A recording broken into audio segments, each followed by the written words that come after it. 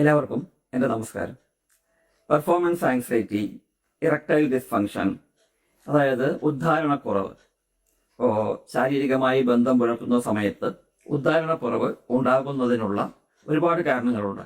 അതിൽ സൈക്കോളജിക്കൽ, മനഃശാസ്ത്രപരമായ കാരണങ്ങളെക്കുറിച്ച് ചില വളരെ ചുരുക്കമായ രീതിയിൽ ഇതിനെക്കുറിച്ച് ഞാൻ ഇനിയും ധാരാളം വീഡിയോകൾ ചെയ്യാൻ ആഗ്രഹിക്കുന്നുണ്ട്. ഇന്ന് ഞാൻ വളരെ ചെറിയ കാര്യങ്ങളെക്കുറിച്ച് ചെറിയൊരു ചുരുക്ക രൂപത്തിലുള്ള വീഡിയോ മാത്രമേ ചെയ്യുന്നുള്ളൂ. അപ്പോൾ ഈ വീഡിയോയിൽ ഇറക്ടൈൽ ഡിസ്ഫങ്ഷന് അല്ലെങ്കിൽ ഉദ്ധാരണം ഉണ്ടാകാത്ത സാഹചര്യത്തിനുള്ള ചില കാരണങ്ങൾ ഞാൻ നിങ്ങളോട് പറയും.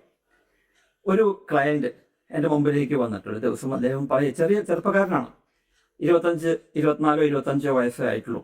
അപ്പം അദ്ദേഹം എന്നോട് വന്ന് പറയുന്നു, എനിക്ക് ഉദ്ധാരണക്കുറവുണ്ട്. എൻ്റെ ലിംഗം സംഭോഗത്തിന് തയ്യാറാകുമ്പോൾ തുടക്കത്തിൽ ഉദ്ധാരണം ഉണ്ടാകുന്നുണ്ട്, എങ്കിലും ഇൻസർഷൻ സമയത്ത് ഉദ്ധാരണം ചുരുങ്ങിപ്പോകുന്നു. അപ്പോൾ അദ്ദേഹത്തിൻ്റെ എല്ലാ കാര്യങ്ങളും ഞാൻ സംസാരിച്ച് മനസ്സിലാക്കുകയാണ്. അപ്പോൾ അദ്ദേഹം പറയുന്നത്, അദ്ദേഹത്തിനൊരു കാമുകിയുണ്ട്. ആ കാമുകിയുടെ കൂടെ ഒരു ദിവസം അദ്ദേഹത്തിന് സംഭോഗത്തിന്, ശാരീരിക ബന്ധത്തിന് അവസരം ലഭിച്ചു. ആ അവസരം വിനിയോഗിക്കുവാനായി അദ്ദേഹം ഒരു സാഹചര്യം സൃഷ്ടിക്കുന്നു. ആ സാഹചര്യത്തിൽ ആ കാമുകി തയ്യാറാണ്, ഇദ്ദേഹവും തയ്യാറാണ്.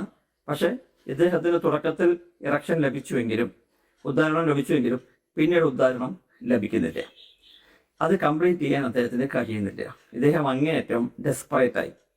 അതിനുശേഷം കാമുകിയോട് സോറി പറയുകയും അതേ സാഹചര്യം അടുത്ത ഒരു മാസത്തിൽ 3-4 തവണ സൃഷ്ടിക്കുകയും, പക്ഷേ ഓരോ തവണയും അദ്ദേഹത്തിന് ഉദ്ധാരണം മെയിൻറ്റെയിൻ ചെയ്യാൻ പറ്റാത്തത് കൊണ്ട് ഇദ്ദേഹം അങ്ങേയറ്റം നിരാശനാവുന്നു.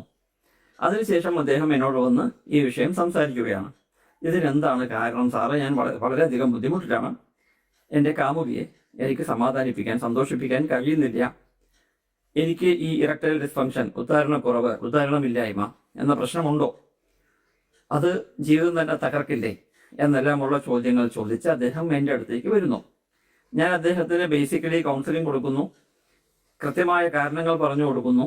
അതിനുശേഷം അദ്ദേഹത്തെ ജീവിതത്തിലേക്ക് തിരിച്ചു കൊണ്ടുവരുന്നു. ഈ പറയുന്ന ഉദ്ധാരണക്കുറവ് പരിഹരിക്കുന്നു. മരുന്നുകളൊന്നുമില്ലാതെ തന്നെ പരിഹരിക്കുന്നു. അത് പരിഹരിക്കാൻ സാധ്യമാണ് എന്നുള്ളതാണ് യാഥാർത്ഥ്യം. കാരണം ഇതൊരു വിഷയമല്ല. അപ്പോൾ ഞാൻ ഈ പറഞ്ഞ സാഹചര്യം നിങ്ങൾ ചുമ്മാ ഒന്ന് എടുത്തു നോക്കൂ. എന്താ സംഭവിച്ചത്? അദ്ദേഹത്തിന് ആ സമയത്ത് ഉദ്ധാരണം വന്നില്ല. അതിന് പല കാരണങ്ങളുണ്ടാവും. ആദ്യമായി ഈ സംഭവത്തിൽ ഏർപ്പെടാൻ പോകുന്നു എന്നുള്ള വെപ്രാളം, അതേപോലെ ഗർഭം ധരിക്കാതിരിക്കാനുള്ള അതുമായിട്ടുള്ള ബന്ധപ്പെട്ട മാനസിക സമ്മർദ്ദം. രണ്ടാമതൊരു പക്ഷേ ഇദ്ദേഹം ഈ വിഷയം, അതായത് ആദ്യമായിട്ടാണല്ലോ ഇത്, മറ്റുള്ളവർ ആരെങ്കിലും കണ്ടാലോ എന്നുള്ളൊരു സ്ട്രെസ് അദ്ദേഹത്തിനുണ്ടാവും.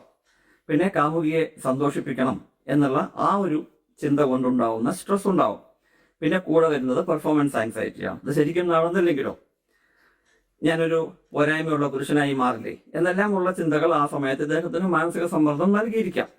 അപ്പോൾ സ്വാഭാവികമായും ഇത്തരം മാനസിക സമ്മർദ്ദം ക്യാരി ചെയ്യുമ്പോൾ ഇദ്ദേഹത്തിന് ഇറക്ഷൻ ഉണ്ടാവില്ല, അല്ലെങ്കിൽ കുറവായിരിക്കും. പിന്നീട് സ്വാഭാവികമായും അത് നഷ്ടപ്പെടുകയും ചെയ്യും. കാരണം ടെൻഷൻ കൂടുതലാണ്. പക്ഷെ ഇദ്ദേഹം അതിനെ കണ്ടതെന്താ? എൻ്റെ ജീവിതം നശിച്ചു. അപ്പോൾ അദ്ദേഹം അത് കഴിഞ്ഞിട്ട് ചിന്തിക്കുന്നത് എന്തായിരിക്കും? ഇതെങ്ങനെയെങ്കിലും ശരിയാക്കണം. അപ്പോൾ അടുത്ത തവണ അദ്ദേഹം അതിനുവേണ്ടി സാഹചര്യം ഉണ്ടാക്കുന്നു, പ്രിപ്പറേഷൻ നടത്തുന്നു. എനിക്കിത് എങ്ങനെയെങ്കിലും ശരിയാക്കണം. ഗൂഗിളും യൂട്യൂബും എല്ലാം കാണുന്നു. അതിൽ പറയുന്ന ഇത് കുറയ്ക്കാനുള്ള, പ്രശ്നങ്ങൾ മാറ്റാനുള്ള എല്ലാ സംവിധാനങ്ങളും ചെയ്യുന്നു. പല ജ്യൂസുകളൊക്കെ അടിച്ചു കുടിക്കുന്നു, തണ്ണിമത്തൻ ജ്യൂസ്, അങ്ങനെ കുറേ സാധനങ്ങളുണ്ടല്ലോ, അതെല്ലാം അദ്ദേഹം കഴിക്കുന്നു, പാല് കുടിക്കുന്നു. അങ്ങനെ ഒരു ശക്തി വീണ്ടും കൊണ്ടുവരാൻ ശ്രമിക്കുകയാണ്. പക്ഷെ അതിൻ്റെ കൂട്ടത്തിൽ അദ്ദേഹത്തിൻ്റെ മനസ്സിലൊരു മാനസിക സമ്മർദ്ദമുണ്ട്. എന്താണ്? ഇത് ഫെയിലിയർ ആയാൽ എന്താ സംഭവിക്കുക? രണ്ടാമത്തെ തവണയും ഫെയിലിയർ ആയാൽ എന്ത് ചെയ്യും എന്നുള്ളൊരു മാനസിക സമ്മർദ്ദവും കൂടിയുണ്ട്. ഈ മാനസിക സമ്മർദ്ദമാണ് ഏറ്റവും കൂടുതൽ ഇദ്ദേഹത്തെ ഭരിക്കുന്നത്. അതുകൊണ്ടാണ് ഇദ്ദേഹം അതിനുള്ള എല്ലാ പ്രിവെന്റീവ് മെഷേഴ്സും, അതിനെ തടയുവാനുള്ള, അത് നല്ല രീതിയിൽ നടക്കുവാനുള്ള എല്ലാ മെഷേഴ്സും ഇദ്ദേഹം സ്വീകരിക്കുന്നത് ഈ ഒരു വിഷയത്തിൽ, ഈ ആങ്സൈറ്റിയെ കേന്ദ്രീകരിച്ചിട്ടാണ്. അപ്പോൾ സ്വാഭാവികമായും ആ രണ്ടാമത്തെ സാഹചര്യത്തിലേക്ക് പോകുമ്പോൾ ഇദ്ദേഹത്തിന്റെ മനസ്സ് വീണ്ടും പതറും. വീണ്ടും അങ്ങനെ സംഭവിച്ചാലോ എന്നുള്ള ചിന്ത അദ്ദേഹത്തിന് വരുന്നു. തീർച്ചയായും അദ്ദേഹത്തിന് കൂടുതൽ സെക്കൻഡ് അറ്റംപ്റ്റിലും അത് കൂടുതൽ ബുദ്ധിമുട്ടാക്കാനാണ് സാധ്യത. അദ്ദേഹത്തിന് ഇറക്ഷൻ സംഭവിക്കുന്നില്ല. മൂന്നാമതും ഇതേ സാഹചര്യം ആവർത്തിക്കുന്നു. നാലാമത്തെ അറ്റംപ്റ്റിലും ഇതേ സാഹചര്യം ആവർത്തിക്കുന്നു.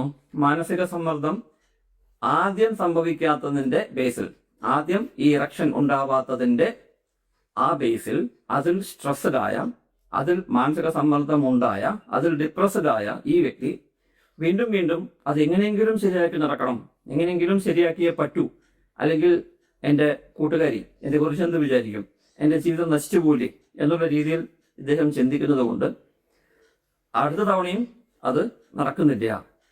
അത് നടക്കാത്തതിന് കാരണം ഇദ്ദേഹത്തിൻ്റെ കഴിവില്ലായ്മയല്ല, ഈ മാനസിക സമ്മർദ്ദം കൊണ്ടാണ്. പക്ഷെ അദ്ദേഹം കാണുന്നത് എന്താ? കഴിവില്ലായ്മ കൊണ്ടാണ്. എനിക്ക് കഴിവില്ലാത്തത് കൊണ്ടാണ് ഇങ്ങനെ സംഭവിച്ചത്. അപ്പോൾ ഇദ്ദേഹത്തിൻ്റെ മാനസിക സമ്മർദ്ദം വീണ്ടും വർദ്ധിക്കുന്നു. വീണ്ടും അദ്ദേഹം അതേ സാഹചര്യത്തിലേക്ക് തിരിച്ചു പോകുന്നു. വീണ്ടും അടുത്ത തവണ ശ്രമിക്കുമ്പോഴും ഇതേ റിപ്പീറ്റഡ് തോട്ട്സ് വരുന്നു. അത് വീണ്ടും മാനസിക സമ്മർദ്ദം കൂട്ടുന്നു. ഇതെല്ലാം സ്വാഭാവികമായി സംഭവിക്കുന്നു. ഇത് ആങ്സൈറ്റി ഡിസോർഡറിന്റെ പെർഫോമൻസ് ആങ്സൈറ്റി എന്ന് പറഞ്ഞ ഒരു സാഹചര്യത്തിൽ വരുന്ന വിഷയമാണ്, പെർഫോമൻസ് ആങ്സൈറ്റി. അപ്പോൾ ഈ പെർഫോമൻസ് ആങ്സൈറ്റി എന്ന് പറഞ്ഞാൽ ഒരു കാര്യം ചെയ്യാൻ നമ്മൾ പോകുമ്പോൾ അതുമായി ബന്ധപ്പെട്ട മാനസിക സമ്മർദ്ദം. ഇത് തന്നെയാണ് നമ്മൾ സ്റ്റേജിൽ പ്രസംഗിക്കാൻ പോകുമ്പോഴും ഉണ്ടാവുന്നത്, മറ്റ് സാഹചര്യങ്ങളിൽ പോകുമ്പോഴും ഇത് തന്നെയാണ് ഉണ്ടാവുന്നത്. പക്ഷേ ഇറക്ഷൻ പ്രശ്നം എന്ന് പറഞ്ഞാൽ നമ്മുടെ യുവത്വം കരുതി വെച്ചിരിക്കുന്നത് അത് വല്ലാത്തൊരു അത്യാവശ്യമാണ്. അതില്ലെങ്കിൽ ജീവിതം നശിച്ചു, നമ്മൾ മറ്റുള്ളവരെ സാറ്റിസ്ഫൈ ചെയ്യാൻ കഴിയുന്നില്ല, എൻ്റെ ആണത്വം നഷ്ടപ്പെട്ടു എന്നെല്ലാമുള്ള ആ ഒരു രീതിയിൽ അതിനെ കാണുമ്പോൾ അതിന് പ്രാധാന്യം വളരെയധികം കൂടുകയാണ് ഓരോരുത്തരുടെയും മനസ്സിൽ. ഇതിപ്പോൾ ഞാൻ യുവത്വത്തിലായിരുന്നപ്പോഴും ഇതൊക്കെ തന്നെ ചിന്തിച്ചിരുന്നത്, അതിനു മുമ്പുള്ള യുവാക്കളും ഇതൊക്കെ തന്നെ ചിന്തിച്ചിരുന്നത്, ഇനി വരാൻ പോകുന്ന യുവാക്കളും ഇങ്ങനെയൊക്കെ ചിന്തിക്കുള്ളൂ. പക്ഷെ അതിനർത്ഥം നമ്മുടെ സമൂഹം മൊത്തം ഇത്തരം യുവാക്കളെ കൊണ്ട് നിറഞ്ഞ് മാനസിക പ്രശ്നങ്ങൾ ഉണ്ടാക്കി വരണമെന്നല്ല. നമുക്കത് മാറ്റിയെടുക്കാൻ സാധിക്കുമല്ലോ. ഇത്തരം തെറ്റായ ചിന്തകൾ ഒഴിവാക്കുക. അപ്പോൾ ഞാൻ പറഞ്ഞ പോലെ സാഹചര്യം ഒരു വിഷയമാണ്, ആ സാഹചര്യത്തിന്റെ സമ്മർദ്ദം ഒരു വിഷയമാണ്. പരമാവധി സാഹചര്യത്തിന്റെ സമ്മർദ്ദം ഒഴിവാക്കിയാൽ ഇതെല്ലാം ശരിയാകും എന്നുള്ള യാഥാർത്ഥ്യം നമ്മൾ എപ്പോഴും മനസ്സിലാക്കണം. ഇതിനെ പെർഫോമൻസ് ആങ്സൈറ്റി എന്നാണ് പറയുന്നത്. അപ്പോൾ മനസ്സിലാക്കേണ്ടത് പെർഫോമൻസ് ആങ്സൈറ്റി എന്ന് പറയുന്നത് ഒരു വിഷയമാണ്. അതായത് സെക്ഷുവൽ ഇന്റർകോഴ്സിന് സാഹചര്യത്തിന്റെ സമ്മർദ്ദം കൊണ്ട്, പെർഫോമൻസ് ആങ്സൈറ്റി കൊണ്ട് വേറൊരാളുടെ, നമ്മുടെ ഒരു പാർട്ട്ണറിനെ ശാരീരികമായി ബന്ധപ്പെടുമ്പോൾ ആ പെർഫോമൻസ് നന്നാവണമെന്നും പെർഫോമൻസ് നന്നായില്ലെങ്കിൽ എൻ്റെ ജീവിതത്തിന്റെ പ്രശ്നമായി മാറുമല്ലോ എന്നുമുള്ള ചിന്തയും, ഇത് ശരിയായില്ലെങ്കിൽ ആകെ ബുദ്ധിമുട്ടാകും എന്നുള്ള ചിന്തയും, ഈ സ്ത്രീയെ സാറ്റിസ്ഫൈ ചെയ്യണം അല്ലെങ്കിൽ അവർ എന്നോട് സ്നേഹം കാണിക്കുകയില്ല എന്നുള്ള ചിന്തയും എല്ലാം ഈ വ്യക്തിയെ മതിക്കാൻ തുടങ്ങുമ്പോഴാണ് ഈ പെർഫോമൻസ് ആങ്സൈറ്റി വരുന്നത്. ഇത് കൃത്യമായി മനസ്സിലാക്കിയാൽ തന്നെ ഒരുപാട് ആളുകളുടെ ഈ ഇറക്ടൈൽ ഡിസ്ഫങ്ഷൻ, അതായത് ഉദ്ധാരണക്കുറവ് പരിഹരിക്കുവാൻ സാധിക്കും. ഇത് മാത്രമാണ് കാരണം എന്നല്ല ഞാൻ പറഞ്ഞത്, ഇതും ഒരു കാരണമാണ്. വേറെയും കാരണങ്ങളുണ്ട്. അത് നമ്മൾ വഴിയെ ഓരോ വീഡിയോ ഞാൻ ചെയ്യുമ്പോഴും ഓരോന്നായി ചർച്ച ചെയ്യാം. ഈ വിഷയം ഞാൻ ഇതുവരെ ടച്ച് ചെയ്യാത്ത വിഷയമാണ്. അതിന് പല കാരണങ്ങളുണ്ട്. എന്നാലും ഇനി മുതൽ അതിനെയും കൂടി ഞാൻ തൊട്ട് മുന്നോട്ട് പോകുന്നു. ഇതിലും ഞാൻ ധാരാളം വീഡിയോകൾ ചെയ്യാം എന്ന് ഞാൻ ഇപ്പോൾ ആഗ്രഹിക്കുകയാണ്. ഈ ചാനൽ സബ്സ്ക്രൈബ് ചെയ്യാൻ മറക്കരുത്. എന്തെങ്കിലും സംശയമുണ്ടെങ്കിൽ നിങ്ങൾ കമൻറ്റ് ബോക്സിൽ എഴുതി ചോദിക്കാം. കൺസൾട്ടേഷൻ വേണമെങ്കിൽ ഇമെയിൽ അയക്കാം. ആ ഇമെയിലിലൂടെ ഞാൻ നമ്പർ തരും. ആ നമ്പറിൽ നമുക്ക് കൺസൾട്ടേഷനോട് സംസാരിക്കാം.